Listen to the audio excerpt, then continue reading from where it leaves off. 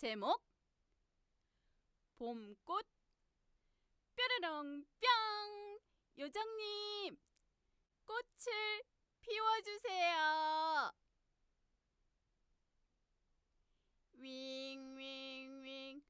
꿀벌 윙윙과 라플라플라플라플라플 나비 토토가 날아다니다가 앙상한 나뭇가지 위에서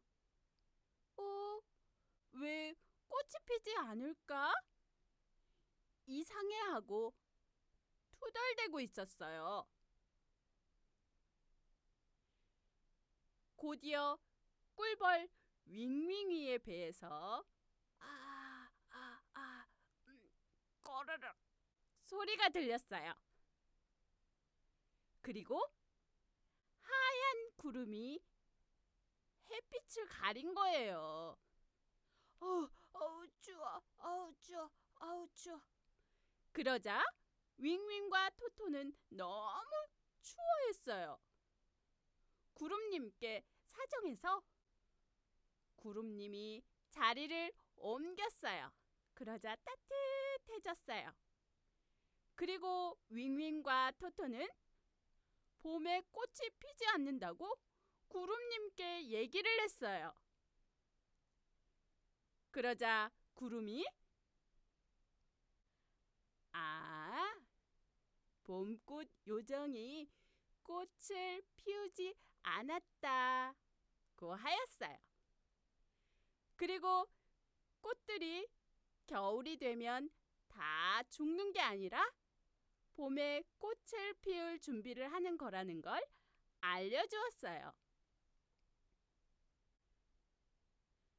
봄꽃 요정님은 다른 요정님들이랑 놀다가 봄에 꽃을 피우는 걸 깜빡하셨답니다. 그리고 봄꽃 요정님은 다른 요정님들을 보내서 여기도 뿅, 저기도 뿅, 뿅, 뿅, 뿅, 뿅, 뿅 꽃을 피웠어요. 윙윙과 토토는 꽃이 다양하고 이쁘다고 좋아했어요. 봄꽃 요정님은 나비 토토의 머리를 쓰다듬고 계속해서 꽃을 피웠답니다. 꽃은 어떻게 생겼을까요? 활짝 핀 꽃을 보면 꽃잎이 제일 먼저 눈에 띄지만 자세히 들여다보면 여러 부분이 있어요. 꽃의 생김새를 살펴보면서 각각의 부분은 어떤 역할을 하는지 알아보아요. 꽃가루가 들어있는 꽃밥과 수술대로 이루어져 있는 수술, 암술머리, 암술대, 씨방으로 이루어져 있는 암술, 암술과 수술을 감싸고 있는 꽃잎, 꽃잎을 받쳐 꽃을 보호해주는 꽃받침. 앞서 말했던 암술의 깊숙한 씨방 속에는 미씨가 들어있어요. 미씨는 나중에 자라서 씨앗이 되는 부분이에요. 꽃은 어떻게 맺을까요? 꽃밭에 꿀벌이 날아다니고 있네요. 꿀벌이 날아다니다가 꽃에 앉아 쭉 꿀을 먹으면 암술머리에 꽃가루가 묻어요. 또 꿀벌이 저쪽에 있는 꽃에 앉아 꿀을 먹네요. 꽃가루가 묻어요. 꽃가루에서 꽃가루관이 길게 자라 밑씨에 다 수정이 돼요. 수정이 되면 식물들은 꽃잎을 떨어뜨리고 온 힘을 다해 씨앗을 키워요. 제목: 아지랑이 괴물. 귀여운 아기 다람쥐 푸푸는 땅속 깊은 굴 속에서 굴 밖 세상이 참 궁금했어요.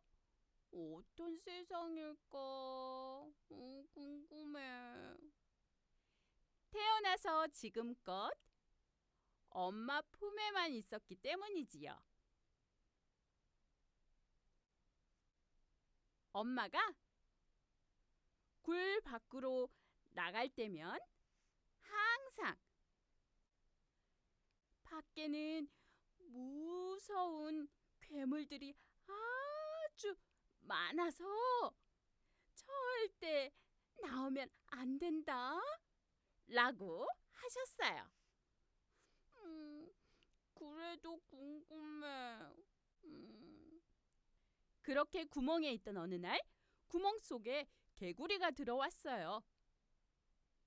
푸푸는 괴물인 줄 알고 놀라서 주먹을 마구 내뻗었어요.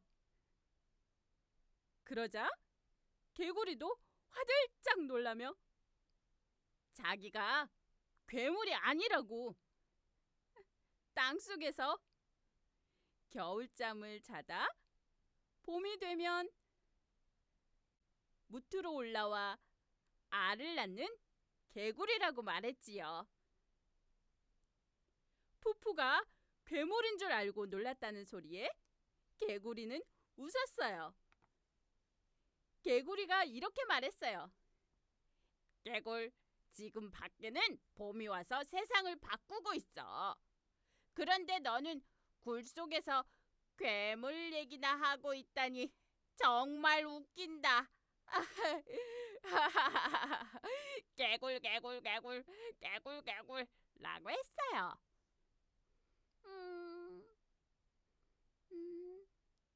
봄이 왔다고? 궁금해.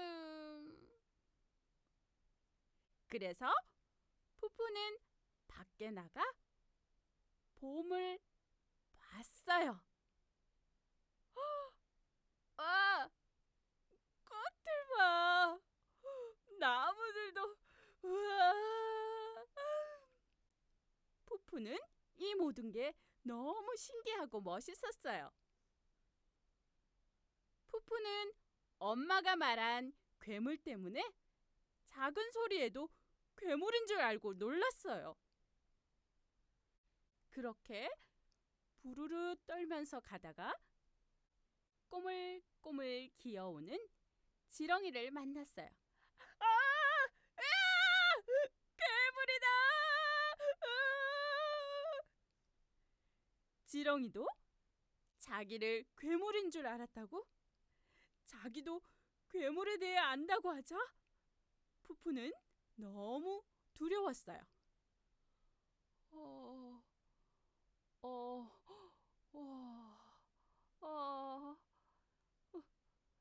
그렇게 집에 돌아가던 중에 어떤 커다란 물체가 푸푸에게 다가오는 걸 보고 푸푸는 이건 진짜 괴물인 줄 알고 살려달라고 애걸복걸했어요. 잘못했어요. 살려주세요.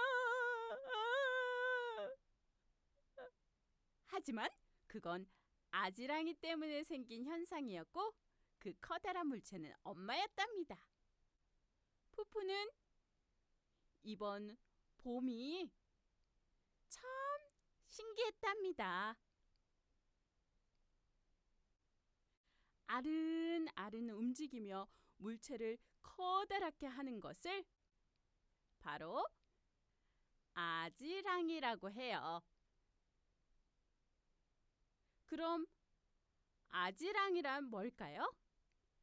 봄철 맑은 날 햇볕이 쨍쨍하게 내리쬐을 때 땅 표면 가까이의 풍경이 일렁이는 모습을 본 적 있나요? 이것을 바로 아지랑이라고 해요.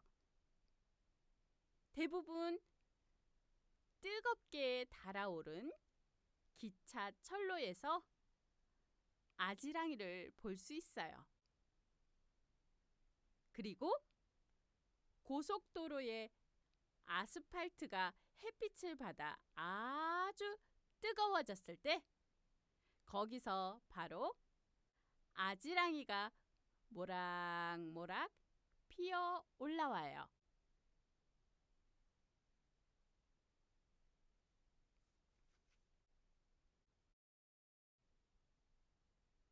용이가 다니는 시골 학교에 담이라는 아이가 서울에서 전학을 왔어요. 담이는 할머니랑 시골 학교로 왔고 엄마는 서울에서 살고 있어요. 용이는 그런 담이와 친해지고 싶었어요. 그러던 중에 선생님이 새싹을 키워보자 라고 했어요. 와, 신난다. 그렇게 새싹을 키우고 많이 자랐을 때 새싹으로 비빔밥을 해 먹었지요. 그러자 담이는 새싹을 달라고 했어요. 자기가 새싹을 키우고 싶다고 말하여서 선생님이 새싹을 주었어요. 신난다. 그리고 다음 날 확인을 해보았어요. 그런데 새싹이 자라지 않아서 담이는 슬퍼했어요.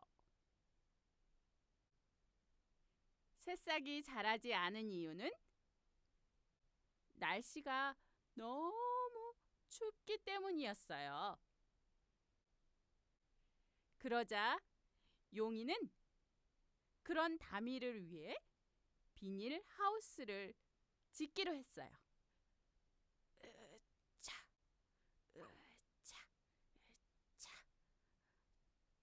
그러니까 새싹이 잘 자랐어요.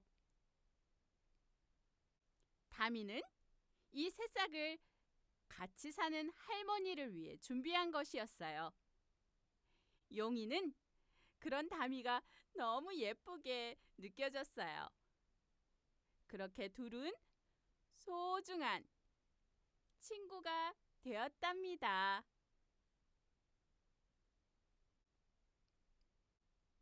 씨앗은 어떻게 자라날까요?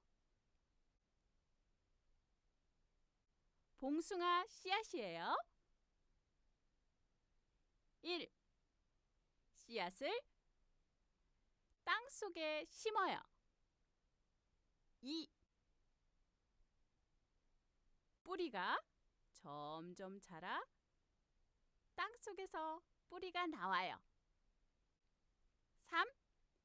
싹을 틔워요. 4. 잎이 하나, 둘 나와요. 5. 꽃을 피워요. 6. 꽃이 시들면서 열매를 맺고 씨앗을 만들어요. 식물이 자라기 위한 조건은 뭐가 있을까요? 1. 햇빛. 햇빛이 있어야 식물은 양분을 만들 수가 있어요. 양분을 만들지 못하면 식물은 살지 못해요. 2. 물. 물은 잠들어 있는 씨앗을 깨워요. 씨앗에서 싹이 튼 뒤에도 물이 있어야 잘 자라요. 쭉쭉 물을 흡수하면서 말이죠. 3. 온도. 온도가 적당해야 해요. 온도가 너무 춥거나 너무 더우면 식물은 잘 자라지 못해요. 제목 소내기 비이야기. 옛날 어느 한 마을에 두 노인이 살고 있었어요. 두 노인은 아주 유명한 고집쟁이였답니다. 윗집 노인은 옹고집, 아랫집 노인은 왕고집이었어요. 두 노인은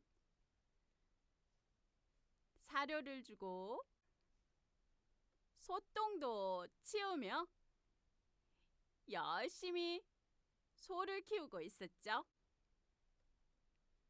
그러던 중 하늘에 먹구름이 꼈어요. 그러자 옹고집과 왕고집은 비가 오나 안 오나 소를 걸고 서로 내기를 했어요. 그 내기를 하고 얼마 지나지 않아 바로 비가 내렸어요. 그래서 옹고집이 소를 가져갔어요. 그러고 얼마 지나지 않아 다시 비가 그쳤어요. 그러자 이번에는 왕고집이 소를 가져갔어요. 그리고 또 얼마 지나지 않아 다시 비가 내렸어요. 그래서 또 옹고집이 소를 가져갔어요. 그렇게 계속 비가 그칠만 하면 내리고 비가 올만 하면 그치고 계속 반복됐어요. 그걸 지나가던 스님에게 물어봤어요. 비가 내리다 그쳤다, 내리다 그쳤다. 왜 그런지 물어보자. 이 구름은 매우 불안정하기 때문에 비가 그쳤다 내렸다 하는 거랍니다. 그래서 이 비의 이름을 뭐라고 부를까 고민하다가 손 내기를 할 때 내린 비라고 해서 바로 소내기 비라고 불렀어요. 그러다 시간이 지나면서 소낙비가 되었고 나중엔 지금의 소나기가 되었어요. 우리 다 같이 소나기 수화 한번 배워볼까요? 비가 내리다 그치고 내리다 그치고 내리다 그치고. 비는 어떻게 해서 내릴까요? 1. 햇볕이 쨍쨍 내리쬐면 바다와 땅의 물이 열을 받아 수증기가 되어 하늘로 올라가요. 2. 수증기가 많이 모이면 아주 작은 물방울이 돼요. 이 물방울들이 모여 구름이 돼요. 3. 구름이 하늘 높이 올라가요. 4. 하늘로 올라갈수록 기온이 낮아져요. 물방울들이 다시 먼지나 얼음, 알갱이 등에 달라붙으며 점점 커져요. 5. 너무 커져서 무거워진 물방울은 더 이상 하늘에 떠 있지 못하고 아래로 떨어져요. 이게 바로 비예요. 여름 날씨에 대해 알아봐요. 우리나라의 여름 날씨는 덥고 습해요. 보통 6월에서 8월이 여름인데 장마, 태풍, 소나기 등이 여름 날씨의 특징이에요.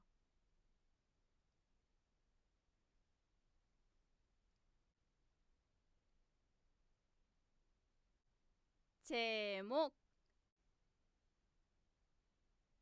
앵무새와 까마귀의 울보 달래기.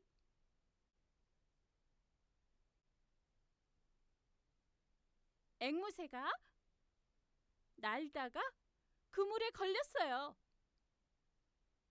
앵무새는 어떻게 빠져나갈까 고민하다가 마침 까마귀 한 마리가 날라와 바로 위 나뭇가지에 앉았어요. 앵무새는 잔꾀를 부렸어요. 까마귀야, 나 좀 도와줘. 여기 정말 좋다. 어서 와봐. 꺽꺽. 정말 편해? 좋아. 앵무새는 그물 안으로 들어온 까마귀에게 도와달라고 했어요.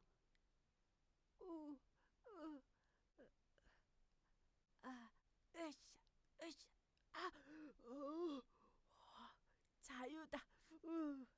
앵무새는 까마귀를 그물에 넣고 까마귀를 버리고 도망쳤어요. 그래서 어쩔 수 없이 그물에 걸린 까마귀는 포수에게 잡히고 말았어요. 까까까까. 포수는 집으로 가 까마귀를 철장에 가둬놨어요. 포수의 집에는 울보인 갓난아기가 있었어요. 포수가 아무리 울음을 달래도 아기가 울음을 그치지 않았어요. 아, 아, 아, 아, 아. 그러자 까마귀가 제안을 했어요. 까까, 아기를 달랠 테니 절 풀어주세요. 까까.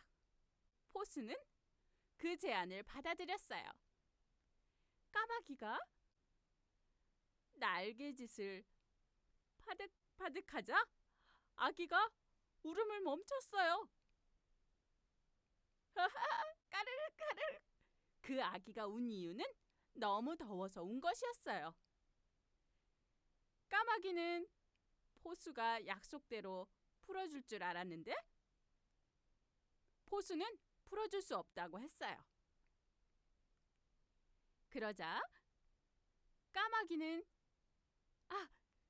자기보다 예쁜 새가 있다며 그 새를 데리고 오면 나를 풀어주라고 포수에게 얘기를 했어요. 그래서 까마귀는 앵무새를 찾아갔어요. 어디지? 까까 까까 까.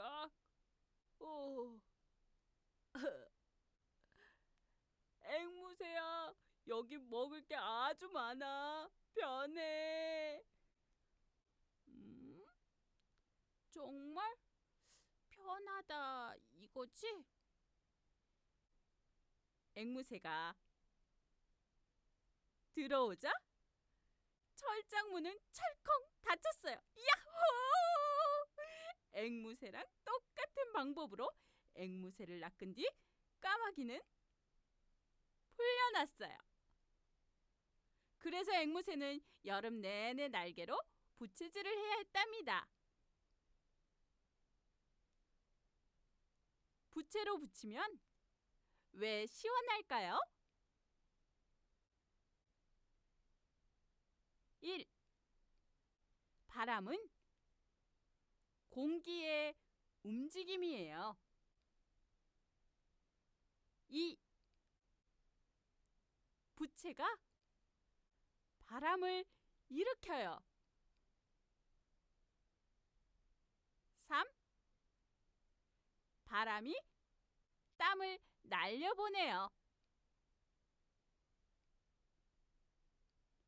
옛날에는 어떻게 무더위를 이겼을까요? 1. 마당이나 지붕에 물을 뿌려요. 뿌린 물이 햇빛에 증발되어 공기 중으로 날아가면서 땅의 온도가 낮아져 잠시 시원해져요. 2. 죽부인을 안고 잠을 자요. 죽부인은 대나무를 긴 베개 모양으로 얼기설기 엮은 거예요. 대나무 사이에 바람이 통해서 시원해요. 3. 시원한 그늘에 앉아 햇빛을 피하거나 차가운 계곡에 발을 담가 더위를 피해요. 4. 부채질을 해요. 이런 것들이 옛날 무더위를 이겼던 방법이랍니다. 제목: 사탕도둑 원숭이를 잡아라! 기름장수와 탁탁 도끼장수가 장사를 마치고 집으로 가는 길에 대나무 숲에서 만났어요. 도끼장수는 아이들을 줄 사탕을 사가는 중이었어요. 도끼장수가 기름장수에게 막 사탕을 자랑하고 있던 때였어요. 그때 원숭이가 도끼장수의 손에 들린 사탕을 보더니 살금살금 다가가 사탕을 날쌔게 잡아채서 대나무 위로 올라갔어요. 야! 이리 줘! 빨리 줘! 싫어. 끼끗. 맛있다. 뭐? 화가 난 도끼장수는 도끼로 대나무를 막 베었어요. 베고 또 베고 아무리 베어도 원숭이는 내려오지 않았어요. 도끼질을 할 때마다 허탕이었어요. 그래서 도끼장수는 너무 분했어요. 그러자 기름장수가 도끼장수의 도끼를 가지고 대나무를 탁탁 자른 뒤 대나무로 물총을 만들었어요. 물총을 만들었지만 물이 없었어요. 그렇지만 꼭 물을 넣어야 하는 건 아니라면서 물총에 기름을 쭉 넣은 뒤에 원숭이에게 쏘았어요. 그러자 원숭이는 미끄러져서 떨어졌어요. 그러자 도끼 장수는 사탕을 다시 손에 넣고 기뻐했어요. 고마워, 고마워요. 그 뒤로 도끼 장수와 기름 장수는 콩 반쪽도 나누어 먹는 아주 다정한 이웃이 되었어요. 어떻게 물이 나가는 걸까요? 대나무 마디를 한쪽이 더 길게 둘로 자른 뒤 대나무 마디에 구멍을 뚫어요. 긴 막대의 한쪽 끝에 헝겊을 둘둘 감고 다른 쪽 끝을 짧은 대나무에 고정시켜요. 긴 대나무 안에 쭉쭉 빼서 담고 밀어 넣어서 발사! 이와 같은 원리를 사용한 게 주사기 끝을 약에 담그고 쭉 뽑아 올리면 주사기에서 약이 나와요. 또 마요네즈와 케첩통을 손으로 눌러본 적이 있나요? 이것도 같은 원리예요. 분무기의 손잡이를 누르면 통 안의 압력이 높아져서 물이 통 밖으로 뿜어져 나와요. 그리고 소방 호스는 물이 나가는 구멍 크기를 조절할 수가 있어요. 여름에 더위를 시원하게 날려주는 분수는 구멍의 크기와 모양에 따라 다양한 굵기의 물줄기를 만들어요. 제목 고추 잠자리와 가을 메뚜기. 가을이 왔어요. 하늘에는 고추 잠자리가 날고 있어요. 고추 잠자리는 나무들과 대화를 하고 있어요. 와, 멋있어. 너 최고야. 그렇게 고추 잠자리는 나무들에게 칭찬을 받고 우쭐해 있었어요. 우리는 다 멋진 색인데 메뚜기는 왜 저럴까요? 고추 잠자리는 풀잎에 가만히 앉아있는 메뚜기를 보며 말했어요. 그렇게 우쭐댄 고추 잠자리는 메뚜기를 계속 비꼬았어요. 메뚜기는 아주 좋은 게 있었는데요. 주변 색깔의 몸을 비슷하게 만들어서 무서운 적들이 따라올 때 따돌리기 위해서 그런 것이었어요.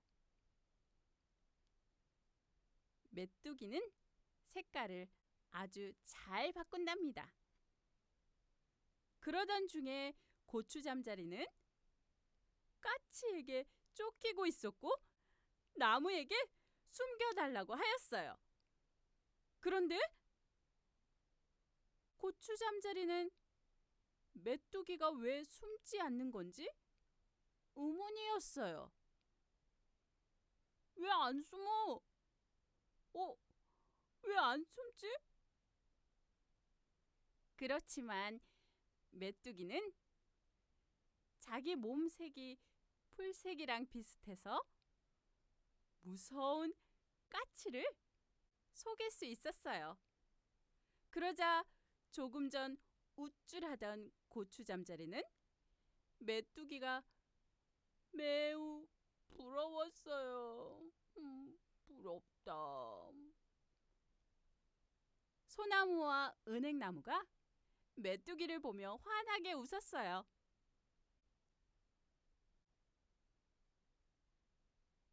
가을은 어떤 모습일까요? 여름이 지나 가을이 왔네요. 가을 날씨와 식물은 어떤 연관이 있을까요? 나뭇잎에는 초록색을 띠는 엽록소라는 색소가 있는데 가을이 되면 이 엽록소가 사라져서 빨간색이 돼요. 나무는 왜 잎이 떨어질까요? 날이 추워지면 뿌리가 물을 잘 빨아들이지 못해요. 때문에 잎에서 물이 증발되는 걸 막기 위해 잎을 떨어뜨려서 몸을 보호하는 거예요. 풀들은 추우면 살 수가 없어요. 뿌리에서 물과 양분을 얻지 못하니까요. 그래서 풀들은 겨울이 오기 전에 씨앗을 퍼뜨린 뒤 시들어요.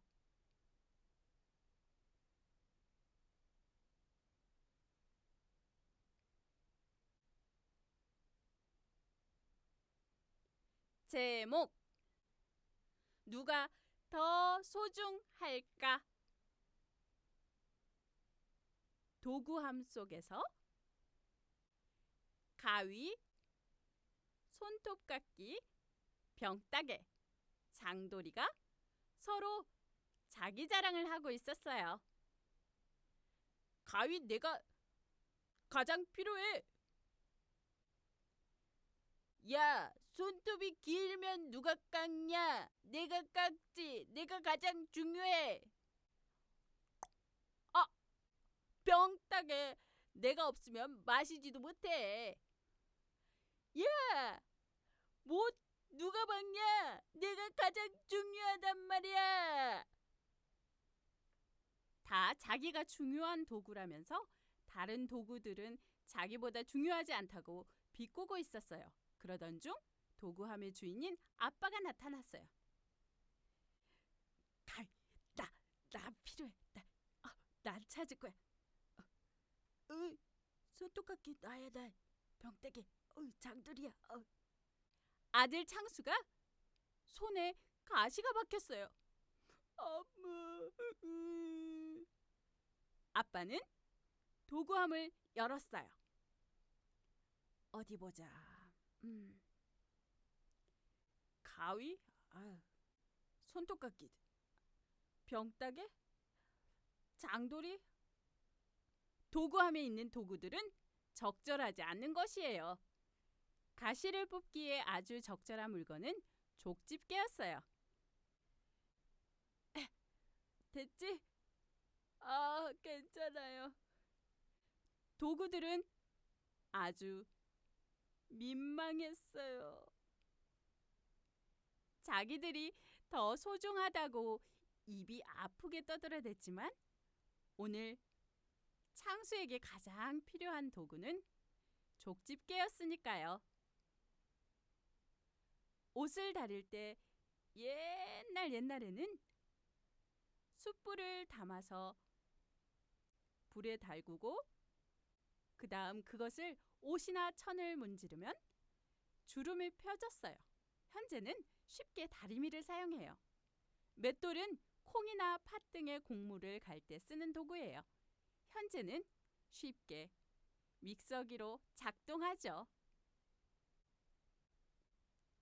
유리등은 옛날에는 등잔에 불을 켜고 들고 다녔던 도구예요.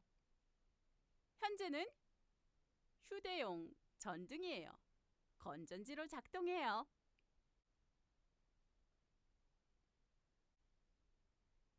제목, 여우와 포도씨. 여우네 포도밭에 가을이 왔어요. 동물들은 향긋한 포도 냄새에 코를 킁킁킁킁 거리며 군침을 흘렸어요. 맛있겠다. 먹고 싶다. 포도를 따먹다 걸리면 혼내줘라. 동물들은 여우를 욕심쟁이라고 생각하고 원망하며 달랬어요. 동물들은 포도는 없지만 사과, 감, 도토리 등으로 달랬어요. 가을에 볼 수 있는 수많은 열매들은 생각만 해도 동물들의 기분을 좋아지게 했어요. 그러던 중 동물들이 포도 맛이 궁금해졌어요. 그래서 여운의 포도밭으로 갔어요. 동물들은 여우의 포도알을 하나씩만 먹으려고 했어요. 맛있어. 그런데 너무 맛있어서 어느새 한 송이를 다 먹어버렸어요. 다음 날 여우가 단박에 알아차렸어요. 이야, 누구야? 그렇게 여우가 동물들을 다 집합시켰어요. 너희들 포도 먹었지? 아니. 아무 말 말고 뒤돌아서 똥 넣어. 그렇게 여우가 동물들 똥을 다 검사해서 동물들 모두가 포도를 먹었다는 걸 확신하게 되자 동물들은 사과를 했어요. 미안해. 잘못해서. 너무나 먹고 싶었어. 여우는 동물들이 불쌍하게 보였어요.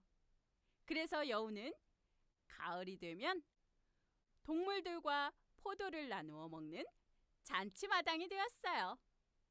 우와, 맛있다. 신난다. 열매는 어떻게 생겼을까요?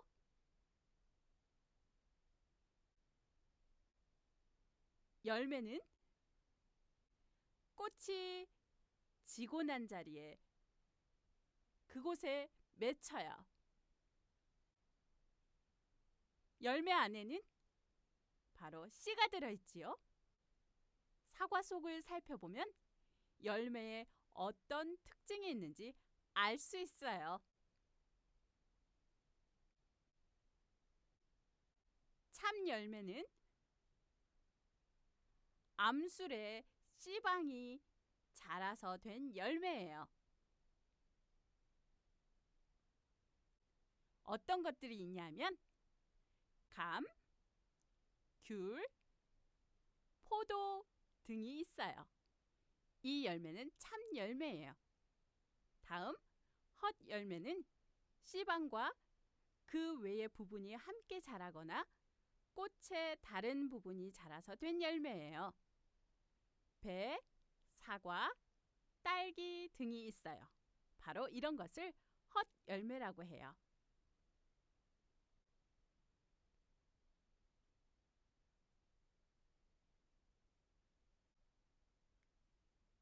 제목 푸앵의 첫 겨울나라. 한방눈이 펑펑 내리는 겨울의 어느 날 민하의 외사촌인 푸앵이 왔어요. 민하가 공항까지 푸앵을 마중 나갔어요. 푸앵은 아주 더운 필리핀에서 왔기 때문에 추운 날씨가 낯설었어요. 추워. 푸앵은 한국이 사계절이란 걸 처음 알고 신기해했어요. 오, 추워. 푸앵은 얼음조차도 신기했어요. 푸앵은 찬바람이 들어오는 줄도 모르고 겨울 풍경에 취해 있었어요. 미나는 푸앵에게 겨울에 대해 많은 것들을 가르쳐주고 싶었어요. 다음 날 푸앵은 너무 추워서 꼼짝하기 싫었어요. 미나는 그런 푸앵과 눈싸움을 하고 싶었어요. 푸앵은 추위에 겁먹었어요. 싫어. 추워. 귀찮아. 푸행의 엄마가 걱정 말고 놀라고 하자 푸행은 어쩔 수 없이 주섬주섬 챙겨 입고 밖으로 나갔어요. 아, 야, 그렇게 놀기 싫어했지만 한 번 눈싸움을 하고 나니까 집에 들어가기 싫어했어요. 푸행은 첫 겨울나라에서 시간 가는 줄도 모르고 놀았답니다. 눈은 어떻게 만들어질까요? 1. 하늘 높은 곳에 구름이 있어요. 구름은 수증기를 많이 품고 있어요. 2. 구름이 찬 공기와 만나 0도 아래로 떨어지면 구름 속의 수증기가 작은 얼음 알갱이로 변해요. 3. 얼음 알갱이끼리 서로 달라붙어 점점 커지고 무거워져요. 4. 너무 커지면 무게를 못 이겨 땅으로 떨어져 내려요. 눈이 내리는 거예요. 제목 노루와 겨울잠 친구들. 개구리와 다람쥐는 겨울잠 잘 때가 되었어요. 개구리와 다람쥐는 봄에 보자고 서로 인사를 하고 겨울잠 잘 곳을 찾고 있었어요. 개구리는 땅을 파고 몸을 숨겼어요. 개구리는 겨울잠이 들었지요. 그리고 다람쥐도 겨울잠을 잘 준비를 하고 볼 가득 도토리를 채웠어요. 그리고 겨울잠을 잘 곰을 만났어요. 그리고 노루를 만났는데 노루는 겨울잠을 자지 않는다고 해요. 노루는 겨울에 먹을 것을 찾기 힘들어 시무룩해졌어요. 반면 겨울잠을 자는 동물들은 영양분을 모아두었다가 겨울 내내 조금씩 사용해요. 너구리나 곰은 겨울잠을 잘 때 나뭇가지가 찌르거나 시끄러우면 잠에서 깨어나기도 해요. 개구리, 뱀, 도마뱀, 거북이, 곤충 등은 따뜻해지기 전까지는 깨어나지 않아요.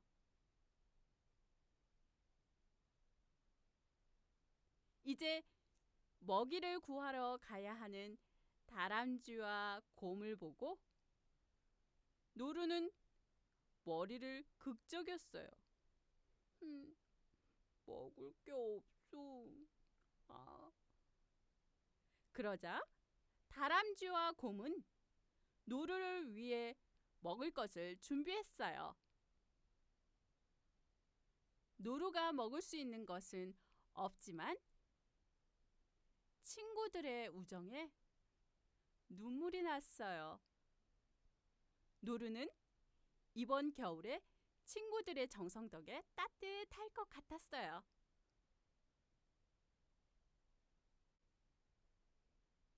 겨울은 어떤 모습일까요?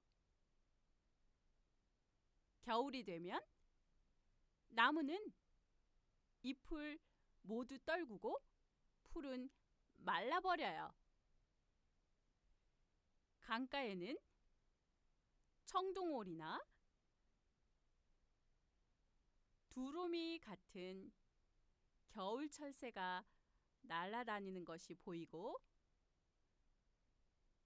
개구리나 뱀, 다람쥐 같은 동물들은 안 보이네요. 땅 속에서 겨울잠을 자요. 겨울잠을 자지 않는 동물들은 눈 덮인 산에서 먹이를 찾으면서 꿋꿋하게 겨울을 나요.